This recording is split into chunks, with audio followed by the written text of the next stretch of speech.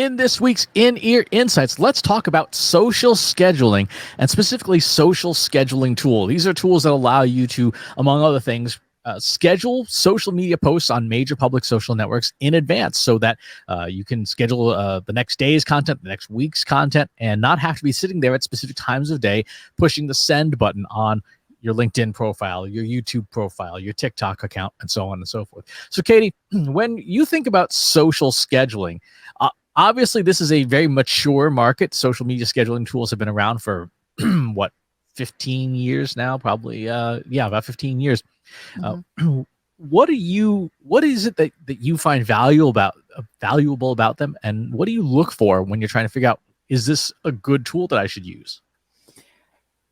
You know, it's interesting because social scheduling tools, they're one of those kind of like it's a given that you would use one. But I don't think that that's necessarily true. And I think that the way in which they're used, is maybe underutilized a bit. I know that we underutilize our social scheduling tools. And so what I look for is something that has an easy to use interface, something that's easy to bulk upload. And so this is sort of like, I feel like it's different parts of the conversation. How do you use it? And so for us, we can curate, upwards of 100 posts at a time of our own stuff to then put into a scheduling tool. But I also sometimes, like on a whim, just want to, post something. And so do I go through a social scheduling tool, or do I just post it natively to that particular platform? And so these are the kinds of things that I feel like a social scheduling tool helps create more discipline versus the random posting of a CEO who's just like, I feel like posting this right now, or I feel like posting this right now, which is sometimes how I operate. So I'm probably, doing the opposite of what I should be doing. But Chris, you've been using social scheduling tools for a long time. What do you look for? Well, so I think we should probably also disambiguate. Social scheduling tools largely have been absorbed into social media management tools, right? So where they can schedule and do reports and analyze and monitor and be a social inbox for handling comments and things. So a lot of the platforms that are out there today have multiple components, of which the scheduling component is still a critical one. The number one thing that I look for in a social scheduling tool is a big red stop button. I'm looking for a stop button because we live in a world where crazy stuff happens all the time. It's happening faster. And there is no shortage of examples, in 20 years of social media marketing history, of companies just being super tone deaf and publishing something when, everyone's attention is somewhere else, as it should be, major natural disaster, some kind of incident. Nobody wants to be putting out, hey, buy our thing, in the midst of, literal raging forest fires. And so that big red stop button to me is something that you would think would be obvious. Like, okay, everyone should have a stop button. It could even be a physical button on your desk that you just hit stop. And I don't want to send anything. I just want to be quiet until we figure out what's going on. And yet I am astounded at how many companies do not have one in their software. And I don't know why. I wonder if with this, huge surge of AI assisted tools that are coming out, I'm going to put this out in the ether. I would love to see a social scheduling tool that allowed you to pre-plan scenarios within it, within the tool itself, to say, if you see conversation about the following thing, pause all social media. So then you, the end user, don't actually have to go in. So for example, different political situations or economic situations or natural disasters or other things. And so you could pre-program these scenarios into your scheduling tool and say, if you, the tool, listen to social media and you see the following phrases, keywords, whatever, pause social and send me a notification. I could definitely see that being a very useful thing, or at the very least, hey, I'm seeing this thing. I'm notifying you that you should do something about it. And ideally, if you don't respond in an hour, I'm just going to turn things off. Kind of, I think that would be, because, if your social media manager is like on vacation or it's the weekend or whatever, you don't want to rely on them, but you also don't want to stop things for false alarms either. True. Although in general, there's very little harm of not saying anything. Right? It's like being quiet. It's not going to hurt the business super, unless the business is the subject of the inquiry. Well, and so when we talk about social scheduling tool, you said that most have been absorbed by social media management tools. And so social scheduling tools often go hand in hand with social listening tools. And so can you just give a brief overview of the difference between the two? One is talking, one is listening. I mean, that's fundamentally it. You have a piece of software which is tied to your account, and then is running scans of feedback that you're getting, engagements on your content, stuff like that. And again, you can set those up with alerts and things to say, hey, maybe you get a notification for everything. Maybe you get a notification for volume exceeds a certain amount. Like, hey, 10 people just commented in the last hour. You might want to pay attention to this. And and again, that's paired with the scheduling tool, which allows you to publish stuff on your social accounts. I was first introduced to social scheduling when I started working with you at the agency, and one of our clients, the amount of work that went into social scheduling, not just social scheduling, not just writing the social media posts every single week. Then they had to go through an approval process, but then they had to get uploaded. But to me, again, this was my first encounter with it, was I didn't realize this was stuff you could do in advance and pre-schedule things. And to me, obviously I lived a very sheltered professional life prior to working at the agency. I was, my mind was blown by this. I was like, I'm a planner. You mean I can plan this stuff too? This is amazing. And so I feel like, to your point, social scheduling tools are a very mature industry, but people still don't plan. They don't use them. Why do you think that is? Like, why is there still a lack of planning and using these tools that are super easy to use? Why does anyone not plan something? Because making plans is boring and I just want to live in the moment. Exactly. And it's one of those things, we often joke, and I even say to myself, all right, I'm going to do this thing now. I don't really want to, but future me is going to thank me for doing this right now, and then I've had other situations where past me really should have done this in advance. And a lot of people don't have that level of self-awareness. That's what it boils down to. That's true. And so I feel like it's a missed opportunity for companies that aren't using some kind, even a basic social scheduling tool to at least, plan out like one post a day on their own social channels to say, subscribe to my newsletter, or here's my website, or something. Because, we all have the best of intentions, like, no, I can totally get to that later. And then later comes and you forgot about the thing. But if you plan ahead, even starting very simply with like one post a day on a social channel, then that's one more post than you would have done if you were just kind of winging it. Exactly. Now, here's where a lot of companies get into trouble with scheduling tools, is they literally will set it and forget it. And if somebody interacts with them, nobody's home paying it. Somebody comments, hey, that sounds great. Where do I buy one? And then no one responds. There is an aspect of social media that requires you to show up. No, and that's, I think, when I think about the ease of use of a social scheduling tool, I know most of them, if not all of them, have built in the ability to monitor and reply to conversation within each social channel that you have set up. And so if you're not using that feature, if you're still natively going back to those each individual social channels, then you're sort of defeating the purpose. You're doing the opposite of efficiency and saving time. So then why are you paying for this tool in the first place? The question I have for you, Chris, actually is, so you've talked a lot and still talk about the private social networks. And so where do private social networks and social scheduling tools intersect, if at all? They don't have APIs that are available. And the whole point of those private networks is to be there as a person to communicate with others. You can't schedule stuff. And I don't see, I mean, the tools natively do not allow you to schedule things. Now, there are add-ons and plugins that you can add. For example, Discord, there's a bot called Carl. There's another one called MEE6, and these will allow administrators of a community to do scheduled stuff, scheduled content within the community.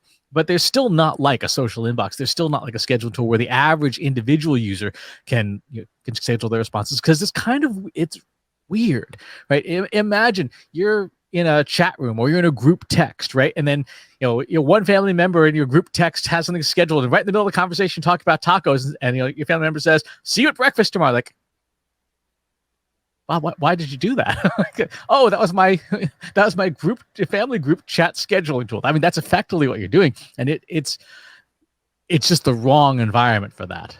I feel like you're totally spying on my group text now, because I'm that person who pre-schedules text knowing that I'll forget things, and then forgetting that it's going to show up at a certain time, and then it shows up and everybody's confused, and I'm like, oh yeah.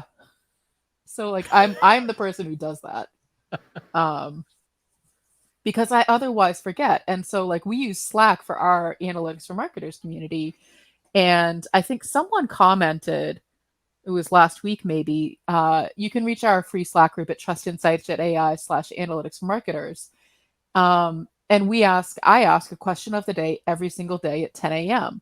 And somebody was commenting about the consistency in which I post the question of the day at 10 a.m. And what they either didn't realize or were looking for me to confirm is that I schedule those ahead of time. Sometimes only 5 minutes ahead of time, but still ahead of time. Generally a few hours ahead of time. If I'm lucky, a few days ahead of time. When I go on vacation, I can schedule them out for weeks at a time, all to drop at the exact same time. But to your point, Chris, I have to do this manually one by one. I don't have a third-party tool, a social scheduling tool that allows me to do this. But to be fair, in the instance of Slack, I don't really need it. Everything's contained within that one environment. I'm not also looking to post the same thing on multiple other channels. Yeah. Now, for example, on Discord, if you're a Discord admin of multiple servers, there are bots that you can use that can broadcast across different servers. And so if you run 10 different communities, you could set up a task in one of your servers, and as long as the other servers are all administratively tied to the same bot, you can conduct those actions across your different communities. So there are options for administrators specifically to be able to do that, I think, in most of the social media, private social media communities. But yeah, for the most part, they're not really designed for scheduling. They're not broadcast platforms, right? A lot of companies treat public social media as broadcast platforms. Hey, here's our stuff. Hey, here's our stuff every single day, right? Over and over again. And that's okay. That's totally fine. And in those cases, social scheduling makes total sense, right? It's a great use case for it. In a chat environment where you're chatting with other people in real time, it doesn't make as much sense. It still makes some sense for like having scheduled things like your question of the day. Mm-hmm. And the community adapts to that it becomes an expectation, like, oh, yep, here's the daily question. But for the most part, it's not something that there's nearly as much of compared to the public channels. Now, let's talk about the data, the analytics, the insights. Do you feel like social scheduling tools, well, let me ask you as an analyst, as a data scientist, we use a social scheduling tool. Do you use that tool to look at our data, or do you look elsewhere for our data? I export our data out of our tool. So we use Agorapulse, and they have a very robust reporting platform inside the tool. I don't pay much attention to it because that's not the information I'm after. I use it to export the data out into other systems so that we can go back and look at it holistically along with other data. If you go and check our back episode of So What episodes, we've talked both about marketing mix modeling as a function, and also uplift modeling. And in both of those examples, we've used exported data from our social scheduling tool, from Agorapulse, as part of that mix to help the tool, A, calibrate itself better, and B, to help understand the role of social media channels in those. So I think the tools and the reporting in those tools are good, particularly for non-technical people. I think there's some decent reports to be had. And then for technical people, that's an important consideration with these tools is how good is the data export? How easy it is to get your information out of the tool? And I would be very, very wary of any tool that does not make a CSV export super easy. A really good tool, will have an API. A good tool will say, yeah, you'll let me get my data out of you programmatically. Mm-hmm. As you were saying that, I admittedly realized I've never actually looked at the reports in our social listening tool, our social scheduling tool, I should say. But it actually, as I'm looking at it now, it does social listening, it does social scheduling, it has reporting, and shame on me for never, in all seriousness, shame on me for never really exploring these and looking at, what it can do, what it could tell me about our awareness, because we use social media as an awareness tool, public social media. So, LinkedIn, Twitter, Instagram, TikTok, all that good stuff. We use those as awareness. We don't necessarily use them as conversion tools. So, shame on me for not looking at these deeper to figure out where am I missing the boat on driving awareness for our brand with what we're doing. And so I know what I'll be doing for the rest of the afternoon anyway. The other thing that I think is really interesting and is a human thing is you might see a productivity increase if you have people using a social listening tool and certainly a social media management tool. And here's the reason why. When you're in this tool and you're scheduling content or you're responding to messages and stuff, you're in the tool, you're doing the thing. If that same employee is on a regular device and they're in their Facebook account, we all know how easy it is to fall down a rat hole of, or rabbit hole of all this extra content, or you hop on TikTok and, there's some funny dancing monkey or a dancing cat or something else like that. And the next thing you know, an hour and a half has gone by and you still haven't gotten any work done. This is one of the advantages of these tools, especially if you don't like being on social media. You can do all your work in the tool, then close it and get on with your day. And I think that that's a really good way to also think about it, like in terms of team management. If you have someone who is, you can look at the time spent, the level of effort on, posting to social. And if you find out that they're natively trying to post things one by one live in the moment, obviously, you can use a social scheduling tool. And you don't have to spend a lot of money on social scheduling tools. There's free versions with limited functionality of a lot of these tools that, especially for a small business, are good enough. Exactly. And the tools are getting smarter. I know a bunch of the different social scheduling tools on the market now are all looking at, no surprise, large language models to help you craft posts faster. There's some legacy tools. Lately is one of those tools that is a more legacy tool that does stuff like that. But pretty much everybody is figuring out how do we integrate a tool like a ChatGPT style interface into social listening tools to make content easier, because we've all had that moment as social media managers going, so what am I going to say today about the same product I've been hawking for the last 90 days, right? That's where, again, these tools are designed to help you speed things up, to be more productive and more efficient and stuff. So I would fully expect that every one of these tools is going to be doing something like that. We're right now trying to promote stuff like our Google Analytics 4 course, right? We're trying to say, hey, and there's only so many ways that you and I can come up with, hey, take this course, because Google Analytics is coming, Universal Analytics is coming to a close. With AI assisted tools within a social scheduling tool, you can at least not have to just copy and paste the same status over and over again. By the way, take our course. You can find that at trustinsights.ai/GA4 course.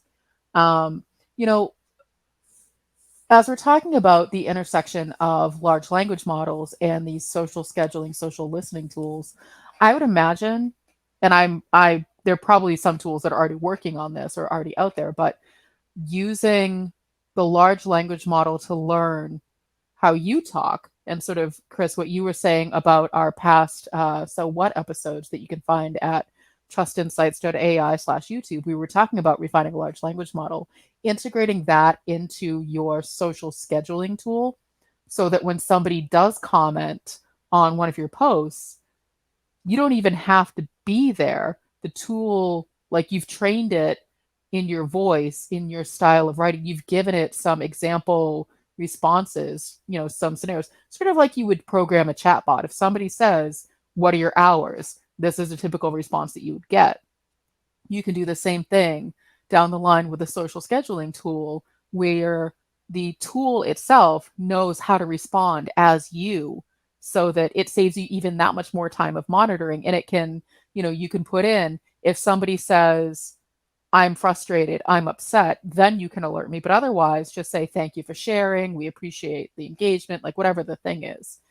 I can see that being a very powerful time-saving thing for social media managers down the line. Absolutely. And the most forward-thinking companies in the space should be thinking about, how do we let users do this, right? How do we help a user build that custom social media response system that learns their voice? Now, the most technically savvy folks will be like, okay, well, I will train my own model, I will fine tune it, and I will upload that somewhere and make it available as a service. And I don't see any reason why a social listening tool company could not say, okay, send us the URL of your API so that we can we want to plug Katie GPT right into this thing. And here we go. And there's a lot of value to be had there. But again, this would require these companies to go, oh, this is something A, users want, and B, is something that we're technically capable of implementing. But I could definitely see for large companies that have technology resources to say, yeah, we will stand up a model internally, we will connect it privately to our tool, and then as long as the tool can call our API, it can respond back and forth in the same way that you connect right now to a chat GPT, right? You can connect to it via API. You just connect to a company's private model internally to say, for Bank of America, this is how Bank of America speaks on social media. Just learn from all that, and now you'll be able to craft responses or new posts with that voice. And there's a lot of potential with that. It is, to my knowledge, no tools offer that today. So if you work for a social media listening company, this is something that is an opportunity for you. And if you want some more advice about that, ask us at trustinsights.ai/contact. We can froth at the mouth for hours on this topic. But we can also actually offer valuable consulting as well. Oh, yes. But I think for social media management and social listening, even something as simple as just doing that initial analysis of incoming comments, right? And being able to more effectively score the sentiment, more effectively understand and distill down. I can think of when back a few years ago, we were doing sort of mass market analysis for this one client. And it was a chore to do all that language processing. Today, that is trivial. The other thing that you can do with these tools, if they're good, if their listening side is good, is extract out, say, your best performing posts. Right, and maybe your competitors' best performing posts, and build a language model that you can then say, okay, now in my scheduling side, in the social scheduling side, I'm going to create posts that are trained on only the best performing content so that I can keep creating great content. I think we should totally do that. But, so we're going a little off topic, but I think it's an important conversation to have, because social scheduling tools schedule content for social media. And we're talking about how generative AI is going to enhance these tools, maybe respond as you train the large learning model. How is this different from these companies that spun up these, AI bots on social media to interact with that immediately, went sideways? For one thing, those examples are 7 or 8 years old now, and they were prior to today's language models. Today's language models, depending on how you train them, you can put many more guardrails in them. And again, there's all sorts of ways for it to go wrong. Sure. But if you are if you do your due diligence and you spend the time on how to build this sort of thing, they do function much better. They're less probable to go wrong, particularly if you don't allow them to accept feedback from the outside world, right? You say you will only learn from what we give you, not from what the crazy person on Twitter is just venting at you about. That's, you can disregard that person entirely. The other thing is that a lot of these models, again, depending on how you set up the agents, you can say, hey, if you're unsure, if the probability matrix is saying that this is not sensible, route it to a human. Send this to a human and let a human deal with it, right? So, and that's where social media managers will still have a super important role to play, because what will happen is the robots will take care of the easy stuff, and the manager will be like, wow, okay, this is, this customer is really mad, or this customer is coming to the office with a gun, or something like that. And you as the human had better do something about it. So this job of a social media manager will be less dealing with minutia and more dealing with actual serious customer issues or audience issues. I would imagine too that as social scheduling tools get smarter, it would allow the social media manager to really do research and really think through, what that social media plan should be versus, okay, I have 1 hour left in my, client billing this week, and I have to fill all of their social channels with some content. Let me just slap something together. Like, I feel like all of us, regardless of our role, always feel like we're kind of behind the 8 ball. And so using these more sophisticated social scheduling tools that you and I are dreaming up on this podcast right now, I would imagine that it would allow for more of that thoughtful, what should we be posting? What is our voice? Versus the urgent, oh, I have to get 5 posts out today and I have 5 minutes left to do it. Exactly. And the other side that is, I think, important and relevant for social media managers thinking about what kind of social scheduling tool to use is they should also have some guardrails themselves, right? To say, like, your junior manager type something in, and the tool could say, are you sure you want to post this? Like, that would be amazing. Exactly. So a little bit of language safeguard, go, it looks like you're swearing an awful lot, and that's not in our brand guidelines. So I feel like that should be all levels of the company, not just the junior folks. It should probably especially be for senior managers of the company. Exactly. Are you sure you want to sound like such a dolt on social media? Okay. Yep. You know that's not science, right? That's just opinion. Got it. Yeah, Gmail had an experimental plugin years ago. It was quite funny. And it was in the labs. It never made it into production, but when it detected erratic behavior, it would actually pop up a sobriety test before it lets you send an email. I can see how that is I can see how it's useful, but I can also see how it's super controversial and probably triggering for a lot of people. But I feel like that there's definitely, asking 5 times, are you sure? Are you really sure? Do you want to take 5 minutes and walk around the block? Do you want to go get some water? Are you just hungry? Like, I think that there's definitely some questions that these systems can start to ask as you train them on your own large learning model, your own tone. So if I start saying things like, Trust Insights is going to start talking about politics, just as a terrible example, the social scheduling tool, as I'm scheduling it, is like, are you sure you've never posted about this topic before? Is this really where you want to go with this today? Do you need a snack?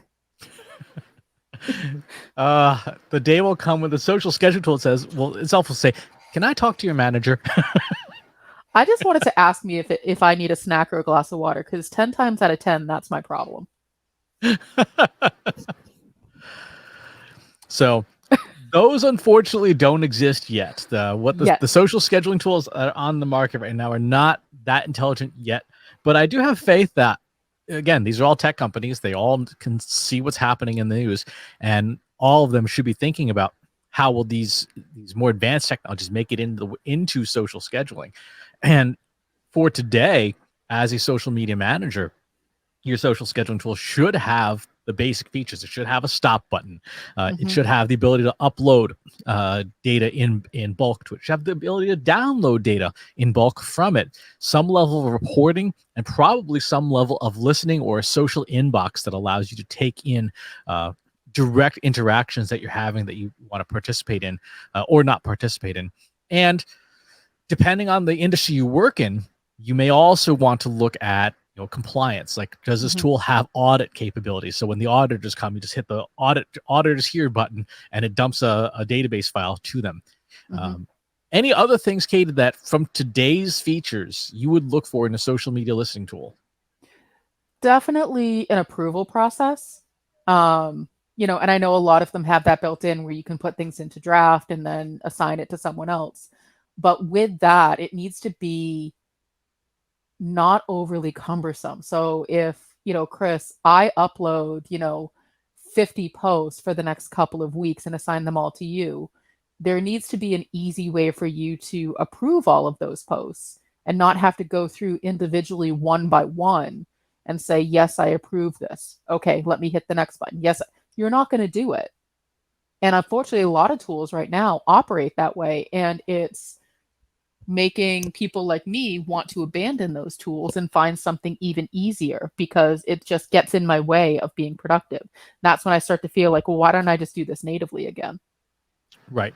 The flip side of that, though, is if you did not trust me as a person to draft those posts as a manager, you might be like, yeah, you know what? I do want to inspect every post because last week you posted that racist meme and we all got in trouble. So, it's one of those things where you have to have the settings available to say like, yes, trust bulk uploads, or no, don't trust them, and giving the user the option.